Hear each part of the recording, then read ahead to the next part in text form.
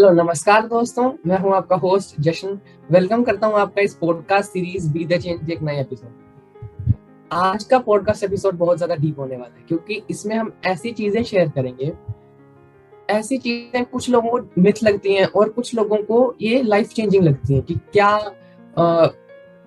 हम अपने चक्रास को खोल सकते हैं, क्या ये फ्रीक्वेंसी का गेम है, क्या हमारा मोटिव क्या है इस धरती पर आने का। तो इस सब को शेयर करने आज हमारे साथ हमारे फेवरेट रजत सर प्रेजेंट है। वेलकम करता हूं मैं आपका, Rajat sir. Thank you so much Jashan, thank you again. So looking forward कि ये बहुत पहले वाले हमारे पॉडकास्ट की तरह ये भी काफ़ी ज्ञान वाला, काफ़ी नॉलेजफुल सेशन होने वाला है। तो ये सेशन बहुत ज्यादा डीप होने वाला है। अगर आप इससे जुड़ेंगे तो काफी आपकी जो ये डाउट्स हैं क्लियर होंगे। और अगर आप पहला एपिसोड देख रहे हैं तो कंटिन्यू कीजिएगा क्योंकि एंड तक आते आते काफी ऐसी नई चीजें सर ने इसके अंदर डिस्कस करी हैं।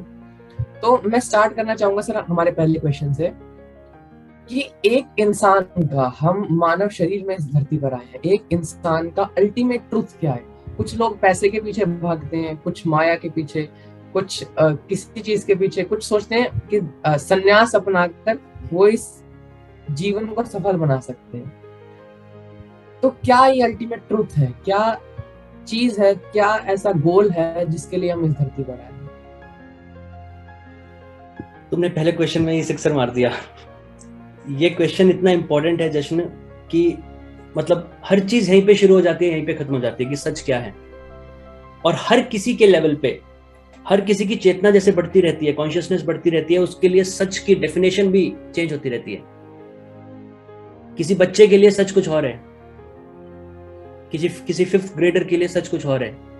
पर जैसे जैसे आप एक वो अनियन के छिलके की तरह पील्स उतारते रहोगे, लेयर कोर में पहुंचते रहोगे, आप उस वास्तविकता का जो सच है एक दिन आएगा, आप उसको जान जाओगे। अब अगर आपने पूछा है कि असली में अल्टीमेट ट्रूथ क्या है, तो सुनो, सतचित आनंद का जो सत्य है वो असली में ट्रूथ है। उस अल्टीमेट कॉन्शियसनेस चित और उस एटर्नल ब्लिस को जब आप एक्सपीरियंस कर पाओगे, तब समझ लेना कि आपने उस सत्य को भी पा लिया है। परम ब्रह्म ही सच है।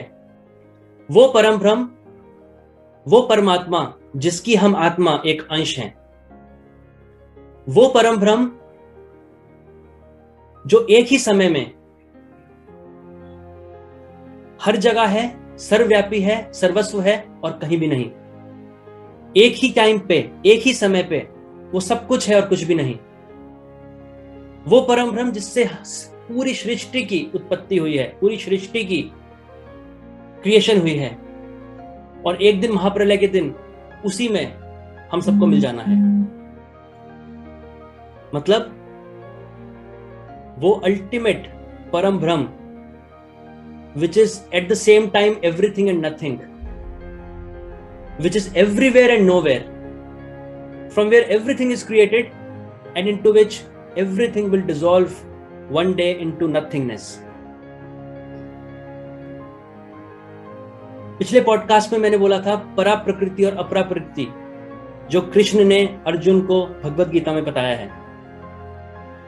जब तक हम इस अपरा प्रकृति से निकल नहीं जाएंगे, हम इस छल में, इस माया में, इस डिल्यूजन को सच मान के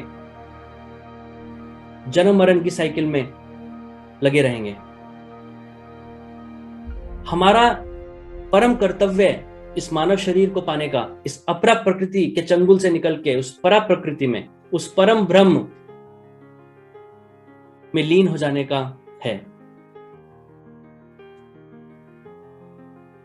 वेदों में हमें सिखाया गया है अहम ब्रह्मास्मि, मतलब मैं ही वो ब्रह्म हूं।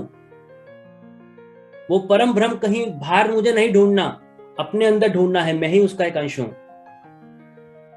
वेद में एक और बहुत महत्वपूर्ण हमें जीवन का सच सीखने को मिलता है, तत्वम असि। तत्वम असि का मतलब क्या है? दैट दाउ आर्ट, वो तुम हो। वो क्या जिसको तुम हमेशा बाहर ढूंढते आए हो वो तुम हो। जिसको तुम जन्म जन्मांतरों से बाहर ढूंढ रहे हो वो तुम हो। जिसकी खोज में तुम हमेशा से भटकते रहे वो तुम हो। समस्त सुख और दुख का कारण तुम हो। झूठ और सच का कारण तुम हो।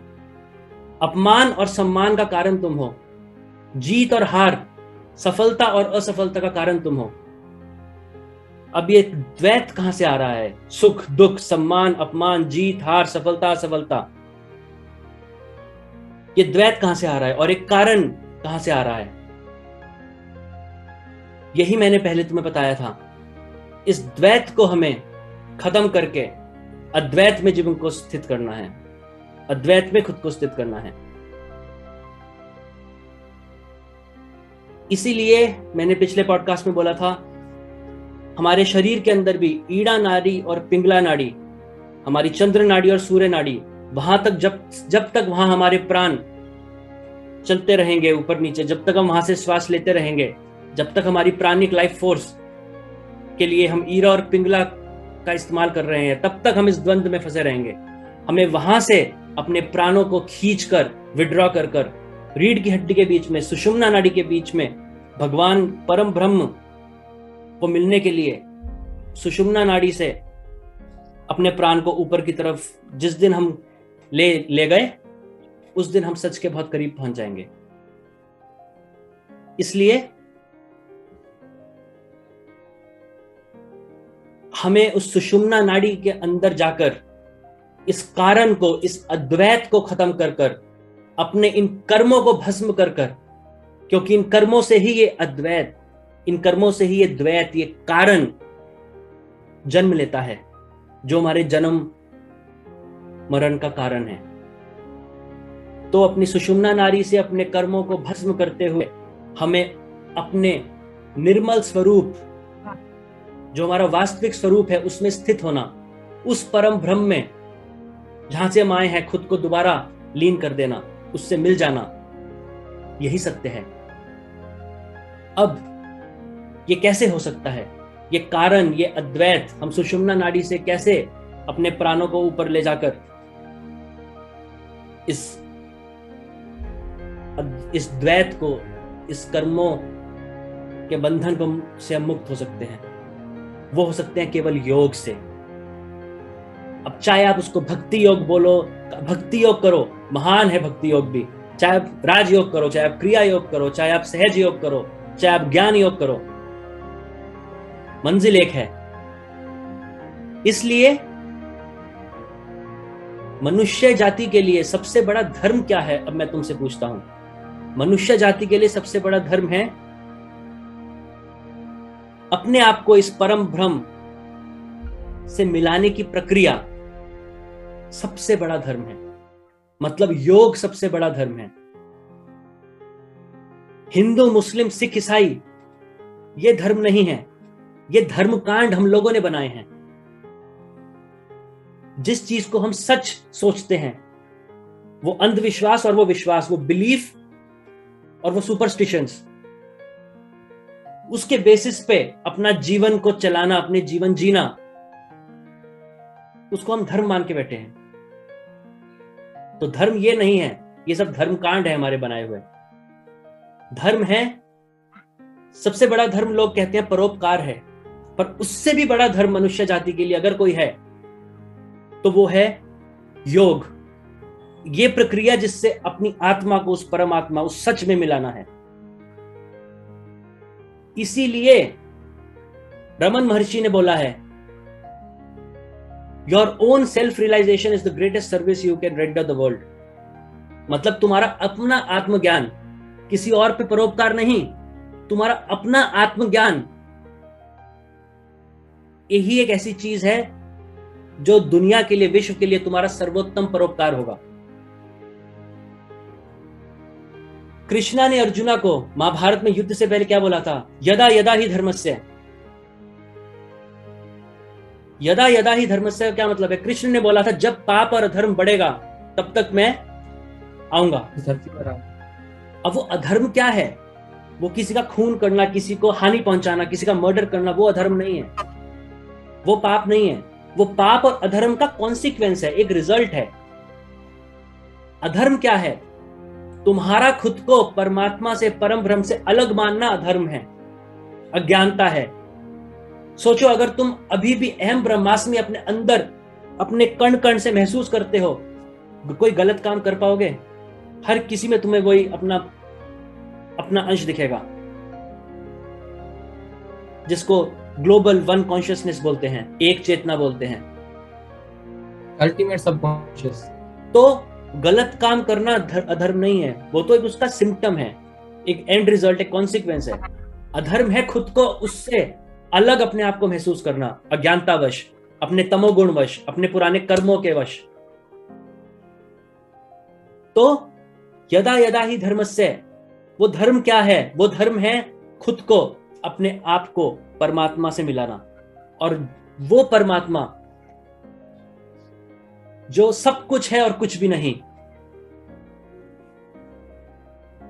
वो ही सत्य है। सब कुछ उससे ही आता है, सब कुछ उसी में नष्ट हो जाता है, बाकी सब कुछ एक सपना है।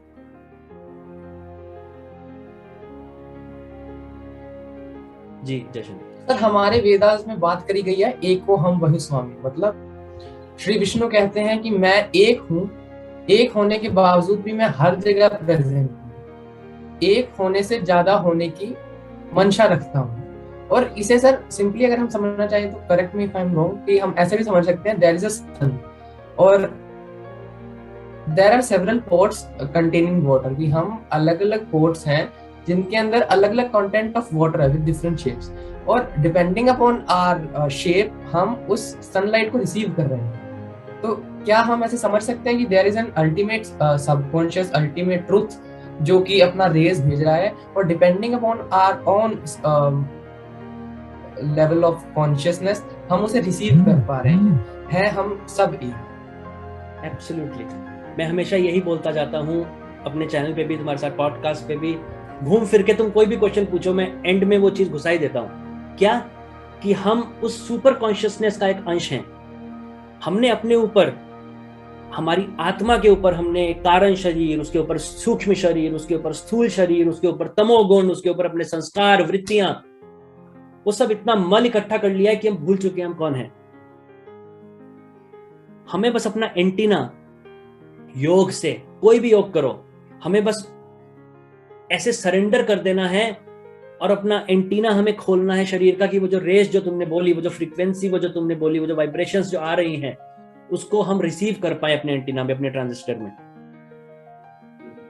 और हमारा डीएनए अपग्रेड हो और हम वहीं उस प्रकाश में, उस सफेद प्रकाश में फिर से मिल जाएं, अपना अस्तित्व को भूल के परम ब्रह्म बन जाएं, अहम ब्रह्मास्मि बन जाएं। सर, अब एक नया क्वेश्चन आता है, जो मतलब एक इंसान रिसर्च करते हुए जब इस लेवल पर पहुंचता है, इस इंटेलेक्ट पर पहुंचता है, तो वो इस दुनिया को सिर्फ एक एनर्जी और फ्रीक्वेंसी के बेसिस पर देखने लग जाता है। उसके लिए ये दुनिया कुछ नहीं, माया, जिसे हमारे वेदास में या फिर उपनिषद में डिस्कस किया गया है, जिसे आप वेस्टर्न फिलोसोफर या साइंटिस्ट कहते हैं स्ट्रिंग थ्योरी, कि everything is made up of a frequency.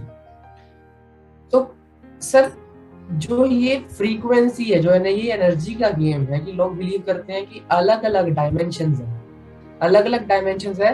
कुछ डायमेंशन हम फील कर पा रहे हैं, and there are several dimensions जो हमारी बुद्धि से परे हैं, हम उन्हें फील नहीं कर सकते। तो इनके बारे में आप क्या कहना चाहेंगे? देखो, कुछ टाइम पहले मैंने अपने चैनल पे एक वीडियो भी बनाया था सेम इसी टॉपिक पे। अगर कोई साइंटिस्ट है जिसने इतना किया है हमारी मनुष्य सभ्यता के लिए, मानव सभ्यता के लिए, कि उसकी प्रशंसा करना कम है, वो है निकोला टेस्ला। उसको उतना सम्मान मिलता नहीं है because of certain reasons. Nikola Tesla, one of the brilliant geniuses of our times, उसने क्या बोला है? उसने बोला है, if you want to understand the universe, think in terms of energy, vibration and frequency. हर चीज को एनर्जी, वाइब्रेशन और फ्रीक्वेंसी से समझाया जा सकता है, साइंस से समझाया जा सकता है, विज्ञान से समझाया जा सकता है। अगर वहां तक विज्ञान आज नहीं पहुंचा तो आप उसको मेटाफिजिक्स से समझा सकते हो, और कल को विज्ञान भी वहां तक पहुंच जाएगा। अब कुछ लोग बात करते हैं जगत की टर्म्स में, स्थूल जगत, सूक्ष्म जगत, कारण जगत। कुछ बात करते हैं dimensions, 3rd dimension, 5th dimension, 7th dimension, 9th dimension. और कुछ लोग बात करते हैं लोकों के, उसमें मृतलोक, मेहरलोक, ब्रह्मलोक, तपलोक, देवलोक। अब ये चीज है क्या? अलग अलग है या सेम है? एक ही चीज है। मैं समझाने के लिए कभी किसी टर्मिनोलॉजी का यूज करता हूं, कभी किसी का, कभी किसी का। अब है क्या? स्थूल जगत को एक फ्रीक्वेंसी बैंड मिल गया है, इसकी फ्रीक्वेंसी यहां से यहां तक होगी। इसके बाद सूक्ष्म जगत को एक फ्रीक्वेंसी बैंड मिल गया, उसके बाद कारण जगत को एक फ्रीक्वेंसी बैंड मिल गया। अब इसके अंदर ग्रैन्युलर लेवल पे और डीप लेवल पे, इसके बीच में भी फ्रीक्वेंसी का बाइफर्केशन होके, स्प्लिट होके हमने डायमेंशन बना दी। अब भाई जगत तो 3 है और डायमेंशन है 12। पहली बात ये भी है, बहुत लोग आपको बोलेंगे 9 डायमेंशन है, बहुत लोग आपको बोलेंगे 5 डायमेंशन है, कुछ बोलेंगे 20 डायमेंशन है, कुछ अलग अलग नंबर। 12 डायमेंशन है, ये परम सत्य है। अब वो 12 डायमेंशन कुछ उसमें से स्थूल जगत के बीच में है, कुछ उसमें से सूक्ष्म जगत के बीच में, जो फ्रीक्वेंसी बैंड है सूक्ष्म जगत का, उसके बीच में है, बहुत ही फाइनर लेवल पे स्प्लिट अप होके। कुछ कारण जगत में है, और ये सब फ्रीक्वेंसी है। अभी हम 3rd डायमेंशन को देख पा रहे हैं, इसके ऊपर के डायमेंशन को इसलिए नहीं देख पा रहे, हम अभी उस 3rd डायमेंशन की फ्रीक्वेंसी बैंड के अंदर हमारी एग्जिस्टेंस है। इसके अलावा हम और कुछ नहीं देख सकते। बड़े बड़े योगी जो अपने सामने देवों को देखते हैं, देवियों को देखते हैं, बड़े बड़े ऋषि मुनियों को देखते हैं जो तपलोक में है, जो ब्रह्मलोक में है, कैसे उन्होंने तप से, उन्होंने योग से अपनी फ्रीक्वेंसी को उस लेवल तक ले गए हैं कि उनकी बॉडी उस फ्रीक्वेंसी को कैच कर सकती है, उनका एंटीना उस फ्रीक्वेंसी को कैच कर सकता है। ऐसे ही लोग हैं, 14 लोग हैं, 7 लोग हमारे से नीचे, एक हमारा भूलोक, इसके ऊपर 6 लोग। अब वो 14 लोग भी सेम वैसे ही स्थूल शरीर, सूक्ष्म शरीर और कारण शरीर के अंदर स्प्लिट अप हो रखे हैं। अब हमारी बॉडी, हमारे शरीर के अंदर, मैंने 12 डायमेंशन आपको बताई, हमारे शरीर में 12 स्ट्रैंड्स, 12 स्ट्रैंड्स ऑफ डीएनए हैं। ये साइंस भी जानती है, कोई भी देख सकता है। अब उस 12 स्ट्रैंड ऑफ डीएनए में, स्ट्रैंड को आप मान लो छोटे छोटे पाइप मान लो डीएनए के अंदर, आसान भाषा में समझने के लिए। अब उसमें से 12 स्ट्रैंड में से 2 स्ट्रैंड एक्टिव है हमारी बॉडी में जशन। 10 स्ट्रैंड एक्टिव ही नहीं है। साइंटिस्ट वो कहते हैं जंक डीएनए, ये गार्बेज है, कूड़ा है, इसका कोई अर्थ नहीं है, कोई मतलब नहीं है। अब परमात्मा ने, सृष्टि ने जो हमारे अंदर दिया है, चाहे वो एक बाल हो, चाहे वो एक नाखून हो, चाहे वो एक सेल हो, चाहे वो एक कुछ भी हो, हर चीज का एक कुछ ना कुछ मकसद है। कुछ ऐसा नहीं है कि उसकी कोई इस्तेमाल नहीं है, उसकी कोई यूज नहीं है, कोई पर्पस नहीं है, और फिर भी हमें हमारी शरीर में वो दे रखा है भगवान ने। साइंटिस्ट उस चीज को अपने इस लिमिटेड 3rd डायमेंशनल विजडम से, 3D वाली ये चेतना से उसको समझ नहीं पाते, वो बात अलग है, वो उनकी प्रॉब्लम है। जिस भी आप सेल्फ रियलाइज्ड पुरुष को देखोगे, जिस भी आप सेल्फ रियलाइज जीवन मुक्त सोल को देखोगे, उसके बॉडी में देख ले, साइंस देख ले, साइंटिस्ट देख ले उसकी बॉडी में कितने डीएनए एक्टिव है, उनको पता चल जाएगा। अभी हम 3rd डायमेंशन में जी रहे हैं, हमारे 2 स्ट्रैंड एक्टिव हैं। 5th डायमेंशन में जाएंगे 4 स्ट्रैंड एक्टिव होंगे। 9th डायमेंशन में जाएंगे 8 स्ट्रैंड एक्टिव होंगे, एक एक बढ़ते बढ़ते। मैंने बताई 12 डायमेंशन। जब हम 12वीं फाइनल डायमेंशन में होंगे, हमारे कितने स्ट्रैंड एक्टिव होंगे? 11। और जब हमारा फाइनल 12वां स्ट्रैंड एक्टिव हो जाएगा, हमें पूरी 12 डायमेंशन को पार करके, इस अपरा प्रकृति को पार करके, उस परा प्रकृति में जाके, उस परम ब्रह्म में, उस सफेद लाइट में, सफेद प्रकाश में लीन हो जाएंगे। और जैसे जैसे हमारे डीएनए एक्टिव होते रहेंगे, ये जो भी हम हार्ड मास के हैं, हम इस मैटर से लाइट की तरफ, E = mc², इस मैटर से लाइट की तरफ हम अग्रसर होते रहेंगे, हम उस प्रकाश की तरफ, हमारी बॉडी लाइट होती रहेगी। इसलिए स्थूल शरीर से हम सूक्ष्म शरीर, फिर कारण शरीर, ये डायमेंशंस ऊपर ऊपर हम चलते रहेंगे। हमारी body subtle and subtle and subtle and subtle होती रहेगी, घनत्व कम होता चला जाएगा। तो ये हम हर चीज साइंस से समझा सकते हैं। और जैसे एक चीज और, अब कोई ये मत, मैंने पहले भी ये कितनी बार बोला है कि स्वर्ग की बात होती है तो ऊपर देखते हैं, नरक की बात होती है तो नीचे देखते हैं। ऊपर नीचे कुछ नहीं है, हम एक फ्लोटिंग बॉल हैं। ऊपर नीचे कहीं भी देखो ईथर है, आकाश है, आकाश तत्व है, सब कुछ यही है। अब तुम्हारे घर में जशन तुम टेलीविजन देखते होगे, कितने चैनल्स आते हैं? 300 चैनल, 1000 चैनल उस एक बॉक्स के अंदर। ऐसा नहीं है जिस कमरे में तुम टेलीविजन देखते हो यहां तुम्हारा एनडीटीवी घूम रहा है ऊपर, यहां तुम्हारा आज तक घूम रहा है, यहां तुम्हारा कलर्स घूम रहा है, सब कुछ एक टेलीविजन के अंदर है। और कैसे तुम एक टेलीविजन से, अगर तुम्हें एक चैनल से दूसरा चैनल देखना होता है, तुम क्या करते हो? तुम रिमोट कंट्रोल से बटन दबाते हो, बस। अब वो रिमोट कंट्रोल ने क्या किया, एक फ्रीक्वेंसी बैंड जो तुम देख रहे थे उसने दूसरे फ्रीक्वेंसी बैंड पे शिफ्ट कर दिया। मतलब सरकार ने ये एक फ्रीक्वेंसी बैंड एक चैनल वाले, एक ब्रॉडकास्टिंग चैनल को दे रखा था, वो चैनल उस पे अपना चैनल ब्रॉडकास्ट करता था, वो तुम देखते थे। अब जैसे ही तुमने अपना बटन दबाया, वो फ्रीक्वेंसी चेंज होके अब तुम दूसरा चैनल, दूसरी रियलिटी देख रहे हो, पहली रियलिटी नहीं देख पा रहे हो। ऐसे ही हम हैं, हम जैसे ही अपनी फ्रीक्वेंसी चेंज करेंगे हमारी रियलिटी चेंज हो जाएगी। हम जैसे जैसे ऊपर जाते रहेंगे, हम नीचे के डायमेंशंस तो देख सकते हैं पर अपने से ऊपर की नहीं देख सकते। इसलिए हमारे बीच अभी ऊपर के लोगों के जो दिव्यात्माएं हैं, वो अगर चाहें तो वो हमें देख सकती हैं, पर हम उन्हें इसलिए नहीं देख सकते क्योंकि एक आम इंसान की दृष्टि, तीसरी आंख उतनी पैनी नहीं है, उसने योग नहीं किया, वो उस फ्रीक्वेंसी से नहीं, उसकी बॉडी उस हाई लेवल की फ्रीक्वेंसी को मैच नहीं कर सकती। तो सब कुछ यही है। इसलिए आपका सतयुग भी यही है, आपका कलयुग भी यही है। कहीं आपको ऊपर, कहीं आसमान में कहीं नहीं जाना, सब कुछ यहीं पर है। जी जशन, बहुत डीप नॉलेज है सर, और मैं रिक्वेस्ट करूंगा अपने ऑडियंस से, अगर आप इसी डीप नॉलेज को जानना चाहते हैं, रिसर्च करना चाहते हैं, तो सर का चैनल है, मैं लिंक दूंगा डिस्क्रिप्शन में, आप उस पे जाकर देख सकते हैं। इधर सर मैं एक और क्वेरी पूछना चाहूंगा कि वेस्टर्न फिलोसोफर साइंटिस्ट बात करते हैं सबकॉन्शियस हीलिंग की।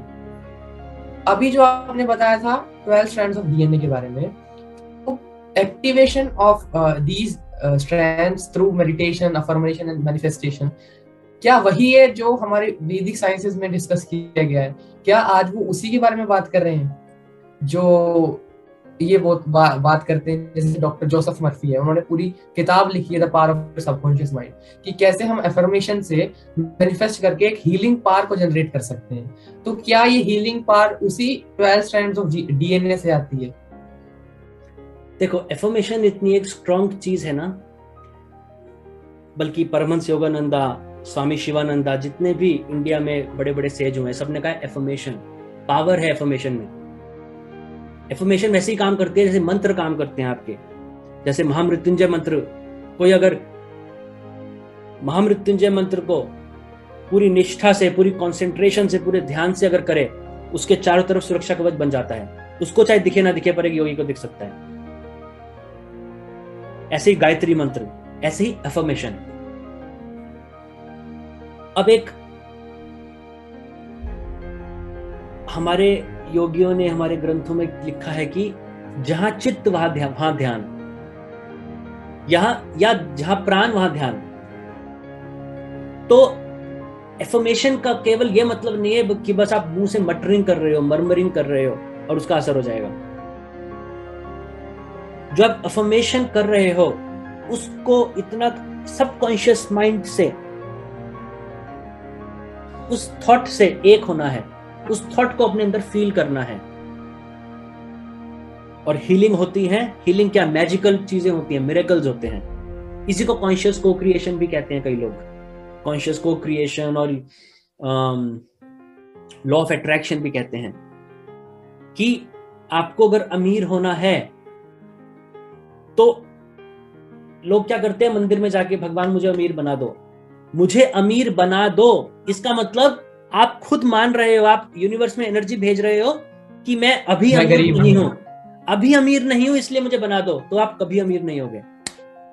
आपका पर्स खाली हो, बटुआ खाली हो, अंदर कुछ ना हो, और आप ऐसी एनर्जी से जियो कि आप इस दुनिया के राजा हो। भगवान थैंक यू सो मच, मेरे पास इतना आपने मुझे दिया। तो आप अपने सबकॉन्शियस माइंड को क्या बोल रहे हो कि मेरे पास बहुत कुछ है। आप यूनिवर्स से वो एनर्जी अट्रैक्ट करोगे और ऐसे सर्कमस्टेंस बनेंगे कि आप जिस चीज को चाहते हो वो चीज होगी। मगर इसमें एक कैच है बहुत, क्योंकि वेस्टर्न लोगों को वो चीज नहीं पता जो हमारे भारतवर्ष में, हमारे सनातन धर्म में हमारे ऋषि मुनियों ने खोज करके बताई है। इसमें एक ये कैच है, क्योंकि भगवान भी इतना अनाड़ी नहीं है। भाई तुम जन्मों जन्मांतर से बुरे बुरे कर्म करते आओ, लोगों को मारते आओ, लोगों को हानि पहुंचाते आओ, लोगों का पैसा छीनते आओ, और अब तुम कॉन्शियस को क्रिएशन अपने सब कॉन्शियस से सोचो मैं बहुत अमीर हूं और सब कुछ अच्छा अच्छा होने लग जाएगा तुम्हारे साथ। तो फिर लॉ ऑफ कर्मा कहां गया, एक्शन एंड रिएक्शन कहां गया? तो जो हमने बोला ना सबकॉन्शियस, अब ये चीजें जशन, ये चीज ज्ञान से आती हैं। Yes sir. ये चीज खुद एक्सपीरियंस से आती हैं, ये चीज बुक पढ़ के नहीं आएंगी। अब एक इंसान पे वही लॉ ऑफ अट्रैक्शन काम करता है, दूसरे पे नहीं करता। क्यों? पुराने कर्म जैसे अगर आपके होंगे, अगर आपका कोई पुराने कर्म है जो अभी इस जन्म में आप प्रारब्ध कर्म लेके आए हुए हो, अगर वो ऐसे हैं कि आपने किसी का कुछ नुकसान किया हुआ था, आपने किसी का कुछ मारा हुआ था और अब उसका रिएक्शन आना है, तो प्रारब्ध कर्म से मैंने बताया था आपका माइंड, आपका लॉजिक, आपका सबकॉन्शियस सब कुछ चेंज हो जाता है। आप सोचने की कोशिश करोगे सबकॉन्शियस माइंड में, पर वो सोच नहीं पाओगे, वो ऑब्स्ट्रक्शन आ जाएगा बीच में तमोगुण का, क्योंकि वो जो पुराने कर्म तुमने किए हैं वो तो तुम्हें अब भुगतने हैं। तो अब तुम दूसरी उससे अलग रिजल्ट वाली चीज कैसे सोच लोगे अपने दिमाग में? Yes sir. क्योंकि वो wisdom is impacted, is influenced by your प्रारब्ध कर्मा। तो ये नहीं है बस कि कॉन्शियस क्रिएशन, कॉन्शियस को क्रिएशन और ये एफर्मेशंस करनी है और काम अच्छे ना करो। कर्म तुम्हें हमेशा अच्छे करने हैं, एक्शंस तुम्हें हमेशा अच्छे करने हैं, अच्छी चीजें सोचनी है, करो चाहे ना करो, अच्छी चीजें सोचनी है। सब कुछ तेरा भाव रे, एवरीथिंग इज योर थॉट्स। मैंने फिर से, निकोला टेस्ला ने क्या बोला था, तुमने सेकंड क्वेश्चन क्या पूछा था? Everything is energy, frequency, vibration. विचार क्या है? थॉट्स क्या है? वेव क्या है? वाइब्रेशन। योगी लोग कैसे किसी का दिमाग पढ़ लेते हैं? वो उसकी थॉट, दिमाग से जो वेव फॉर्म्स निकल रही हैं उसको पढ़ लेते हैं, उसको डिकोड कर लेते हैं। तो किसी का तुम्हारे दिमाग में आया कि इसको मैं हानि पहुंचाऊंगा, तुम चाहे हानि पहुंचाओ ना, तुम ये बोलो मैंने फिजिकली तो हानि पहुंचाई नहीं, पर तुमने उस टाइम दिमाग में वो विचार बना लिया, वो तुम्हारा कर्म बन गया। इसलिए कहते हैं अपना mental purity is the most important thing. दिमाग जहां तुम्हारा प्योर हुआ, विचार जहां तुम्हारे प्योर हुए, फिजिकल बॉडी तो फिर अपने आप उसके पीछे गुलाम है ना, फिजिकल बॉडी तो उसके पीछे भागेगी। Mind is the master, mind को कंट्रोल में करना है। फिजिकली तुम क्या करते हो, इट डज नॉट मैटर। इसलिए एफर्मेशंस डू वर्क, बशर्ते वो एफर्मेशन कौन करता है, आपके पुराने कर्म आपको सपोर्ट करते हैं या नहीं करते, आप ने कितना ध्यान किया है, आप अपने माइंड को कितना कंसंट्रेट कर सकते हैं, आप अपने माइंड को कितना सबकॉन्शियस तक लेके जा सकते हैं उस थॉट को। These all things matter. ये सर वो नॉलेज थी जो जानना चाहिए आज के टीम को, जेंजी को और किसी भी इंसान को जो उसके अपने डेली लाइफस्टाइल में हेल्प कर सकती है। अब सर हमारे अगले क्वेश्चन पे मैं आऊंगा। हमारे लाइफ में कलर्स का बहुत इंपॉर्टेंस है, ये बिल्कुल अलग टॉपिक है सर। कलर्स अगर हम साइकोलॉजिकली भी देखें तो मार्केटिंग में यूज होते हैं कलर्स, और कैसे ये हमारे अंदर अलग अलग फीलिंग्स को जन्म देते हैं, अट्रैक्शन को, अवेयरनेस को, ट्रस्टवर्दीनेस को, अलग अलग चीजों को। तो सर कलर्स का अगर हम स्पिरिचुअली देखें या फिर on the basis of frequency energy and vibration देखें, क्या महत्व है इस धरती पर। अगर भगवान ने धरती बनानी थी तो ब्लैक एंड व्हाइट क्यों नहीं बना दी? मतलब इतनी टेंशन क्यों ली कि अलग अलग कलर्स, अलग अलग shades, there are around 10 million colours जो मैंने अब तक पढ़ा है, और अलग अलग शेड्स हैं, तो इतना टेंशन लेने की क्या जरूरत थी? जैसे अब तुमने वही बात करी ना, हम सब अभी इस दुनिया में कितने लोग जी रहे हैं, कितने खरब लोग हैं, हम सब उस परमात्मा का एक अंश है। हम सब में वही आत्मा है। हम सब कह सकते हैं आई एम ब्रह्मास्मि, पर हम सब अलग अलग हैं। हम सब में Yes, sir. डीएनए अलग अलग है, यूनिक डीएनए के अंदर जो जेनोम है हम सबका अलग अलग है, हमारे फिंगरप्रिंट्स अलग अलग हैं। अब तुम कहो भगवान ने इतनी टेंशन क्यों ली? 4-5 सेट ऑफ जेनोम बनाता, बांट देता इन ग्रुप्स। सबका अलग अलग है, क्यों? सबके कर्म, सबके तमोगुण, सबकी वृत्तियां, सबके संस्कार, सब कुछ अलग अलग हैं। जो जीनोम में स्टोर है वो किसी का सेम नहीं हो सकता। इसी तरीके से इतने जो ये रंग आ रहे हैं, जो रंग हमारी सृष्टि, हमारी प्रकृति में हैं, वो कहां से आए हैं? असली में कहां से आए हैं? जब तुम क्या पास करते हो? जैसे तुमने फिजिक्स में पढ़ा होगा बचपन में, तुम क्या पास करते हो उस प्रिज्म से कि वो 7 लाइट सनलाइट से विबग्योर बनता है, सफेद लाइट, सफेद yes. प्रकाश। व्हाइट लाइट जब तुम पार करते हो वो 7 में डिवाइड हो जाता है, प्रिज्म से जब निकलता है। yes, अब वो 7 लाइट कौन कौन सी है? VIBGYOR, yes, sir. जो हम याद करते हैं। ऊपर वॉयलेट, सबसे लास्ट में red. Violet, indigo, blue, green, yellow, orange, red. yes, sir. अब यही विबग्योर इंद्रधनुष में है। इंद्रधनुष जब आप देखोगे यही 7 रंग हैं। yes, फ्रीक्वेंसी नीचे से ऊपर जा रही है। किसी ने ध्यान नहीं दिया, हमारे चक्रों में, हमारे अंदर जो चक्र हैं जिसकी मैं बात करता रहता हूं, मूलाधार से लेकर सहस्रार, यही विबग्योर, यही 7 रंग हैं। मूलाधार जिसकी फ्रीक्वेंसी सबसे कम है, उसमें सबसे फ्रीक्वेंसी का रंग लाल, उसके ऊपर स्वादिष्टान चक्र संतरी, उसके ऊपर मणिपूरक चक्र पीला कलर, उसके ऊपर अनाहत चक्र हरा, उसके ऊपर विशुद्धि चक्र जिसको हम कंठ चक्र भी कहते हैं नीला, उसके ऊपर आज्ञा चक्र इंडिगो, और फाइनल सहस्त्रार चक्र 1000 पेटल लोटस वॉयलेट। तुम्हारे शरीर में वही चीज है जो बाहर है। इसलिए मैं कहता हूं everything is connected, everything in this universe is talking to us, as inside so outside, as above so below। हमारे अंदर यूनिवर्स का माइक्रोकैज़म है, बाहर मैक्रोकैज़म, अंदर माइक्रोकैज़म।